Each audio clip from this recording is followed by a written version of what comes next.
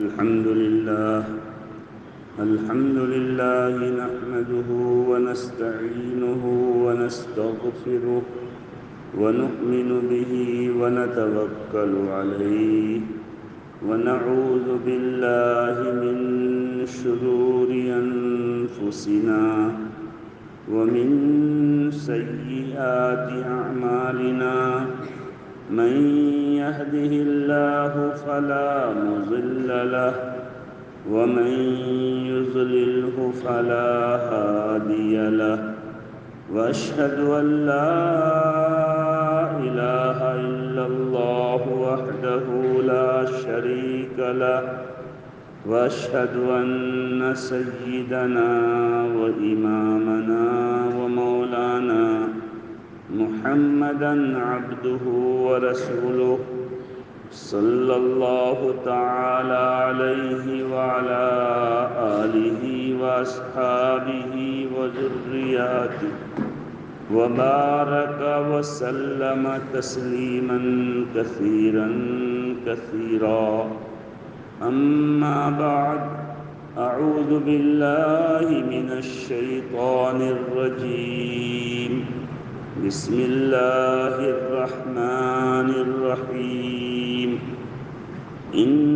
عدة الشهور عند الله 12 شهرا يوم خلق السماوات والأرض منها 4 حرم صدق الله مولانا العظيم۔ معزز و مکرم سامعین کرام، عزیز بچوں، یہ اسلامی سال کا پہلا مہینہ ہے، 1445واں سال اسلامی کیلنڈر کے اعتبار سے شروع ہو گیا، اور آج محرم الحرام کی دوسری تاریخ ہے۔ اس وقت دنیا میں جو کیلنڈر، جو تقویم زیادہ رائج ہے اس کو عیسوی کیلنڈر، عیسوی تقویم کہتے ہیں، جس کی شروعات عیسیٰ علیہ السلام کی ولادت کے دن، ولادت اور پیدائش کے اعتبار سے شروع ہوئی تھی، اور جب اسلام آیا اس وقت بھی یہ کیلنڈر، یہ تقویم عیسوی تاریخ چل رہی تھی، لیکن خلیفہ ثانی حضرت عمر فاروق رضی اللہ تعالی عنہ کے دور میں اسلامی تاریخ اور اسلامی کیلنڈر کی بنیاد رکھی گئی، جس کی ایک وجہ یہ ہوئی کہ امیر المومنین حضرت عمر رضی اللہ عنہ اپنے گورنروں کے پاس، مختلف صوبہ کے قاضیوں کے پاس جو خطوط لکھتے تھے ان خطوط میں تاریخ نہیں ہوتی، تو صحابہ کرام نے حضرت ابو موسیٰ اشعری رضی اللہ عنہ وغیرہ نے حضرت امیر المومنین کو اس کی طرف توجہ دلائی کہ آپ کے خط میں تاریخ لکھی نہیں رہتی، جس کی وجہ سے ہم بہت مرتبہ شبہ میں پڑ جاتے ہیں کہ کون خط پہلے کا ہے، کون بعد کا ہے۔ اور ایک خط حضرت امیر المومنین کے پاس ایسا آیا جس میں عیسوی تاریخ لکھی ہوئی تھی۔ جیسا کہ آپ جانتے ہیں کہ عیسوی کیلنڈر کے اعتبار سے اس وقت 2023 کا جو ہے 7واں مہینہ چل رہا ہے، تو اس دور میں بھی یہ کیلنڈر، یہ تاریخ، یہ تقویم چل رہی تھی۔ حضرت امیر المومنین عمر رضی اللہ تعالیٰ عنہ کے خط میں کسی نے وہ تاریخ لکھی تھی، تو حضرت عمر رضی اللہ عنہ کے دل میں اللہ نے یہ ڈالا کہ اسلامی ایک کیلنڈر ہونا چاہیے، اسلامی تاریخ ہونی چاہیے، اسلام ایک کامل مکمل دین شریعت ہے، اس میں کسی بھی چیز میں دوسرے سے بھیک مانگنے کی ضرورت نہیں ہے۔ جب ہمارا دین مکمل ہے، اللہ نے اعلان کر دیا الیوم اکملت لکم دینکم، تو ہم دوسرے کی تاریخ کو آخر کیوں لیں؟ اس لیے حضرت عمر رضی اللہ عنہ نے مجلس شورا بلائی۔ حضرت عمر رضی اللہ عنہ بادشاہ تھے، لیکن حضرت کا یہ طریقہ تھا کہ جو کام کرتے تھے وہ مشورہ سے کرتے تھے۔ حضرت کی مستقل شورا کی مجلس تھی، چنانچہ اکابر صحابہ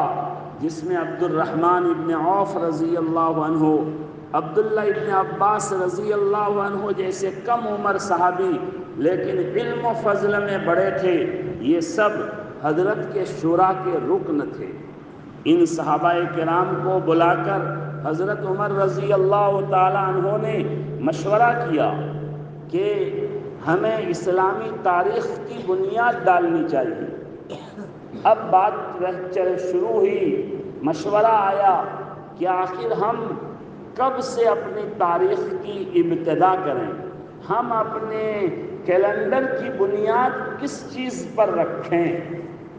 ایک رائے آئی کہ ہمارے آقا و مولا جناب محمد الرسول اللہ صلی اللہ علیہ وسلم کی ولادت اور پیدائش پر اسلامی کیلنڈر کی بنیاد رکھی جائے۔ ظاہر ہے آپ کی ولادت کا مطلب یہ تھا کہ ہر طرف تاریکی، ہر طرف اندھیرا چھایا ہوا تھا۔ آپ نے جب آپ دنیا میں وجود میں آئے تو گویا کہ ایک آفتاب طلوع ہو گیا، ایک سورج نکل گیا اور دنیا کی تاریکی اور اندھیرے کو ختم کرنے کی بنیاد جو ہے آپ کی ولادت سے پڑی۔ تو ایک مشورہ یہ آیا، لیکن اس مشورہ کو منظور نہیں کیا گیا، اس کے مطابق فیصلہ نہیں کیا گیا، اس لیے کہ اس میں مشابہت تھی عیسائیوں کے ساتھ، کہ عیسائیوں کے کیلنڈر کی بنیاد بھی حضرت عیسیٰ علیہ السلام کے پیدائش پر رکھی گئی تھی، لہذا دوسری قوموں کے ساتھ کسی بھی معاملہ میں مشابہت یہ اسلام میں پسندیدہ نہیں ہے۔ اور پھر آپ کی یوم ولادت پر اگر تاریخ کی بنیاد رکھی جاتی تو ایک جو ہے جس طرح آج بعض لوگ 12 ربیع الاول کو جشن مناتے ہیں، ہمارے نبی علیہ السلام کے پیدائش پر جو ہے یوم میلاد مناتے ہیں، اس کا ان کو شوشہ مل سکتا تھا، اس لیے یہ رائے پسند نہیں کی گئی۔ پھر دوسری رائے آئی کہ آپ صلی اللہ علیہ وسلم کی جو ہے وفات کو بنیاد بنائی جائے۔ جس دن آپ کی وفات ہوئی، آپ کا وصال ہوا، آپ دنیا سے تشریف لے گئے، اس دن کو بنیاد بنا کر اسلامی تاریخ کو شروع کیا جائے۔ لیکن ظاہر ہے اس میں ایک غم کے دن پر، ایک مصیبت اور صدمہ کے دن پر اسلامی تاریخ کی بنیاد پڑتی، اس لیے یہ رائے بھی پسند نہیں کی گئی۔ تیسری رائے آئی کہ اللہ کے نبی صلی اللہ علیہ وسلم کو جس دن نبوت ملی، 40 سال کی عمر میں 17 رمضان المبارک کو آپ کو نبوت ملی تھی،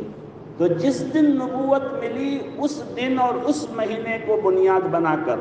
جو ہے نبوی تاریخ اور نبوی کیلنڈر کے نام سے جو ہے تقویم اور کیلنڈر بنایا جائے۔ مگر یہ رائے بھی جو ہے سب کی نگاہ میں منظور نہیں ہوئی۔ چوتھی رائے حضرت علی کرم اللہ وجہہ خلیفہ رابع، ان کی رائے آئی کہ ہجرت کو بنیاد بنائی جائے، اور ہمارے کیلنڈر کا نام ہجری کیلنڈر، اس لیے ہم لوگ اپنے اسلامی کیلنڈر کو ہجری کیلنڈر کہتے ہیں کہ سن ہجری اتنا 1445 ہجری، تو ہجرت پر اس کیلنڈر کی بنیاد رکھی جائے، اس لیے کہ ہجرت ہی اسلام کے پھیلنے کا، اسلام کے پھولنے کا، اسلام کی ترقی کا، اسلامی مملکت قائم ہونے کا اسلامی شعار اور اسلامی نظام کو قائم کرنے کا ذریعہ بنی ہیں، اور یہی بنیاد ہے تمام ترقیوں کی۔ اس لیے اس پر تمام صحابہ کا اتفاق ہو گیا۔ امیر المومنین جو مجلس کے فیصل تھے حضرت عمر رضی اللہ عنہ نے اس کا فیصلہ دیا کہ ہجرت کو بنیاد بنا کر ہماری تاریخ کو جو ہے شروع کیا جائے۔ اب ہمارے آقا و مولا جناب محمد الرسول اللہ صلی اللہ علیہ وسلم کی ہجرت تو ربیع الاول کے مہینے میں ہوئی تھی، اس لیے اب یہ اختلاف ہو گیا کہ پہلا مہینہ کون سا مانا جائے، ربیع الاول کا مہینہ پہلا مانا جائے یا محرم کا مہینہ پہلا مانا جائے۔ اس لیے کہ پہلے ہی سے جو ہے سال کا پہلا مہینہ عرب میں قریش میں محرم کا مہینہ سمجھا جاتا تھا، تو اس پر جو ہے تمام صحابہ کا اتفاق ہو گیا کہ گرچہ ہجرت کا عمل ربیع الاول کے مہینہ میں پیش آیا، مگر آپ صلی اللہ علیہ وسلم ہجرت کا ارادہ محرم کے مہینے میں فرما لیے، چونکہ ہجرت کی نیت آپ کی محرم کے مہینے میں ہو گئی تھی، اور بندہ جب کسی نیکی کی نیت کر لیتا ہے تو نیت کرنے کے بعد ان کا نام اعمال کھل جاتا ہے، ان کو ثواب دیا جانا شروع ہو جاتا ہے۔ اس لیے اس پر تمام صحابہ کا اتفاق ہو گیا کہ پہلا مہینہ محرم کا مہینہ مانا جائے۔ تو ہمارے کیلنڈر اور تقویم کی بنیاد ہجرت پر رکھی گئی ہے۔ ہجرت کی داستان ایک لمبی داستان ہے۔ آپ کتابوں میں پڑھتے ہیں، سنتے ہیں کہ آپ صلی اللہ علیہ وسلم اور صحابہ کے لیے مکہ کو بالکل تنگ کر دیا گیا تھا۔ مکہ والے ایسے ایسے مظالم ڈھا رہے تھے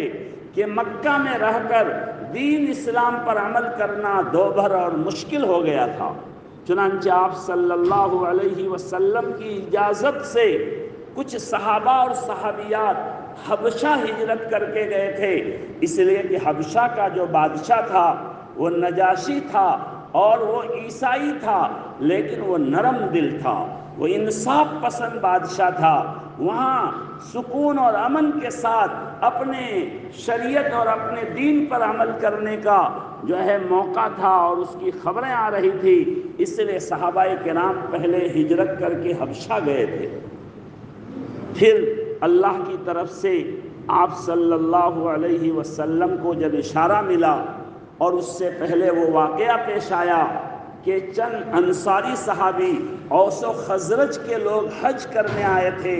آپ نے ان پر اسلام پیش کیا، وہ اسلام قبول کیے اور مدینہ میں جا کر محنت کیے۔ پھر دوسرے سال آ کر 12 صحابہ یا 11 صحابہ مسلمان ہوئے، اور مینا کی ایک گھاٹی میں اللہ کے نبی صلی اللہ علیہ وسلم کے ہاتھ پر بیعت ہوئے، اور انہوں نے درخواست کی کہ یا رسول اللہ، آپ ہمارے ساتھ کوئی معلم دے دیجئے جو ہمارے ساتھ مدینہ جائے اور مدینہ میں تعلیم و تبلیغ کا کام کرے۔ آپ مصعب ابن عمیر رضی اللہ عنہ اور عبداللہ ابن ام مکتوم رضی اللہ عنہ کو معلم بنا کر مدینہ بھیجا۔ یہ دونوں حضرات مدینہ کے مسلمانوں کے ساتھ محنت کیے، اور مدینہ کے ہر گھر میں اسلام کا نور اور اسلام کی روشنی پہنچ گئی۔ پھر دوسرے سال تقریباً 70 سے زیادہ جو ہے صحابہ اور صحابیات حج کے نام پر مکہ مکرمہ آئے، اور مینا کی گھاٹی میں اللہ کے نبی صلی اللہ علیہ وسلم کے دست مبارک پر بیعت ہوئے، اور انہوں نے آپ کو دعوت دی کہ آپ مدینہ تشریف لائیں، اور مدینہ میں ہم لوگ آپ کی ہر طرح نصرت کریں گے، مدد کریں گے، آپ کو کوئی جو ہے مدینہ میں جو ہے ستا نہیں سکتا ہے، پریشان نہیں کر سکتا ہے۔ مدینہ کا ماحول الحمدللہ اسلام کے لیے کشادہ ہے، اسلام کو پھیلانے کے لیے ماحول سازگار ہو چکا ہے۔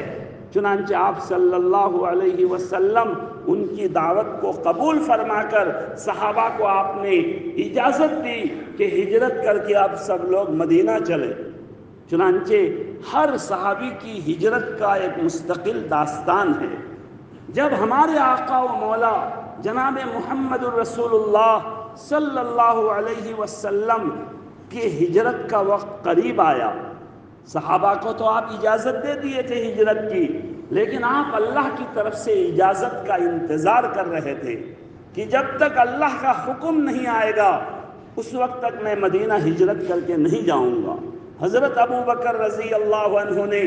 اجازت طلب کی ہجرت کی، تو آپ نے فرمایا مجھے امید ہے کہ مجھے بھی عنقریب حکم ہوگا اور میں بھی ہجرت کروں گا، اس لیے آپ رک جائیے، آپ میرے ساتھ میں ہجرت کیجیے گا۔ حضرت ابو بکر رضی اللہ عنہ بہت خوش ہوئے، اپنے لیے سعادت مندی سمجھے، وہ اونٹ کو چارہ کھلانے لگے اور ہجرت کے لیے پوری تیاری کرنے لگے۔ ادھر مکہ والوں کو یہ جب پتہ چلا کہ یہاں سے لوگ نکل کر مسلمان مدینہ میں جمع ہو رہے ہیں، تو ان ظالموں کو یہ برداشت نہیں ہوا کہ کہیں ایسا نہ ہو کہ مدینہ میں مسلمانوں کا جتھا قائم ہو جائے، مسلمانوں کی ایک بڑی جمعیت ہو جائے، مسلمان مدینے سے پھر پورے عرب میں اسلام پھیلانے والے بن جائیں۔ اس لیے دارالندوہ میں ابو جہل نے میٹنگ بلائی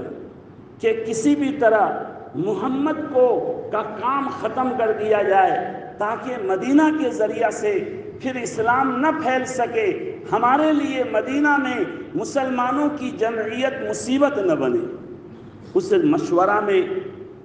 ابلیس لعین بھی ایک بوڑھا نجدی عربی کی شکل میں آ کر بیٹھ گیا۔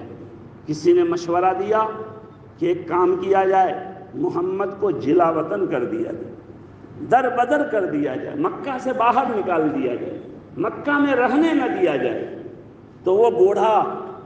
شیطان ابلیس انہوں نے کہا ہرگز یہ مشورہ جو ہے قابل قبول نہیں ہو سکتا ہے، اس لیے کہ اگر ان کو آپ مکہ سے نکال دیں گے تو محمد کو ایسی زبان ملی ہوئی ہے کہ جس شہر میں بھی یہ جائے گا یہ اپنی زبان کی مٹھاس کی وجہ سے اس شہر کے لوگوں کو اپنا غلام بنا لے گا، پھر تمہارے لیے مصیبت کھڑی ہو جائے گی، اس لیے ہرگز اس مشورہ پر فیصلہ نہ ہو۔ پھر دوسرا مشورہ آیا کہ محمد کو ایک تاریک کمرے میں بند کر دیا جائے اور کھانا پانی جو ہے بند کر دیا جائے، وہ اسی جیل خانہ میں جو ہے ختم ہو جائے گا، مر جائے گا۔ تو وہ بوڑھا شیطان نے کہا کہ تم کو نہیں معلوم کہ بنو ہاشم بنو مطلب ان کا جو خاندان ہے وہ گرچہ تمہارے ساتھ ہے، وہ ایمان نہیں لایا ہے، وہ تمہارے دین پر ہے، لیکن ان کے اندر خاندان کی ایک حمیت ہے، اس لیے وہ کبھی اس کو برداشت نہیں کرے گا، لہذا تمہارے لیے معاملہ مشکل ہو جائے گا۔ پھر ابو جہل نے مشورہ دیا کہ ایک کام کیا جائے، ہر قبیلے کا ایک بہادر تیار ہو اور ایک بارگی سب لوگ مل کر حملہ کرے۔ بنو ہاشم کتنے قبیلوں کے ساتھ مقابلہ کریں گے؟ آخر میں معاملہ دیت کا آئے گا، ہم لوگ مل جل کر 100 اونٹ کی دیت ادا کر دیں گے۔ چنانچہ مشہور واقعہ ہے کہ 11 قبیلے کے 11 گنڈوں نے اللہ کے نبی علیہ السلام کے گھر کا گھیرا کر لیا کہ تہجد کے وقت یہ نکلیں گے اور جو ہے استنجا تقاضے میں جائیں گے، نماز پڑھنے جائیں گے، ہم بس نکلتے ہی حملہ ایک ساتھ کر دیں گے۔ لیکن اللہ کی قدرت ایسی ہے، اللہ تو وہ ذات ہے کہ بند آنکھوں کو کبھی کبھی دور دور کا کرشمہ دکھا دیتا ہے اور کھلی آنکھوں کو کبھی کبھی قریب کی چیز دیکھنے سے محروم کر دیتا ہے۔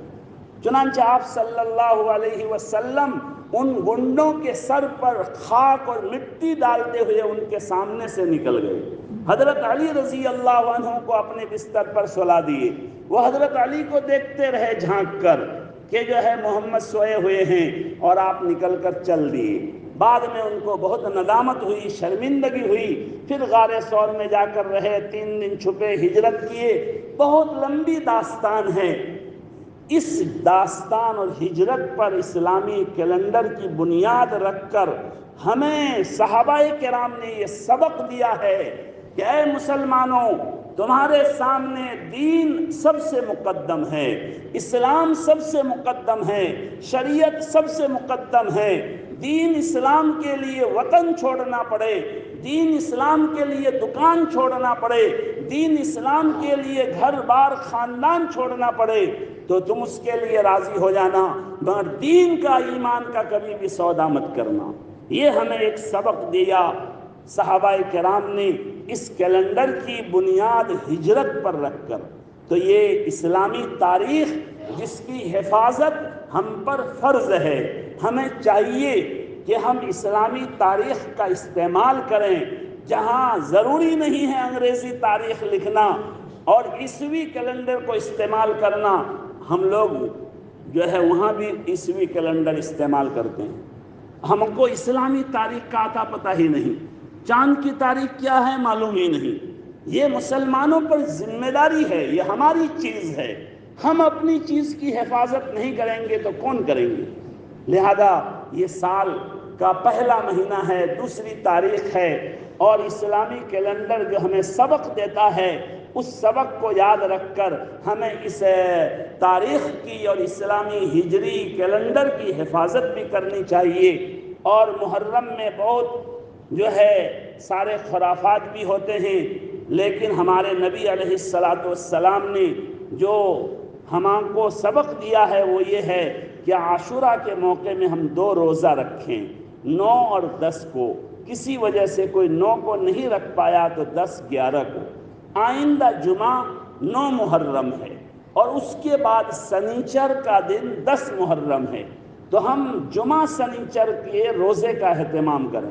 تمام علماء کا اس پر اتفاق ہے کہ فرض روزوں کے بعد نفل روزوں میں سب سے افضل روزہ عاشورہ کا روزہ ہے۔ حالانکہ عرفہ کے روزہ کا ثواب زیادہ بتایا گیا ہے، 2 سال کا گناہ معاف ہوگا۔ عاشورہ کے روزہ میں کہا گیا 1 سال کا گناہ معاف ہوگا، لیکن پھر بھی عاشورہ کا روزہ ایک زمانے میں فرض تھا، اس کی بڑی اہمیت ہے۔ اس لیے ہمیں چاہیے کہ ہم عاشورہ کے روزہ رکھنے کا اہتمام کریں۔ اپنے گھر کی مستورات کو بھی کہیں، مستورات کے لیے روزہ رکھنا زیادہ آسان ہے۔ اگر ہم اپنے کام کاج کی وجہ سے نہیں رکھ سکتے ہیں، اپنی مستورات کو ترغیب دے دیں گے، وہ رکھیں گی تو ہم کو بھی ثواب ملے گا۔ ہم بھی کوشش کریں اور ان کو بھی یہ سبق پڑھائیں، یہ جو ہے سنا دیں کہ عاشورہ کے موقع میں 2 روزہ ہے اور آئندہ جمعہ اور سنیچر کو روزہ رکھنا ہے۔ اللہ تبارک و تعالی ہمیں عمل کی توفیق دے اور اس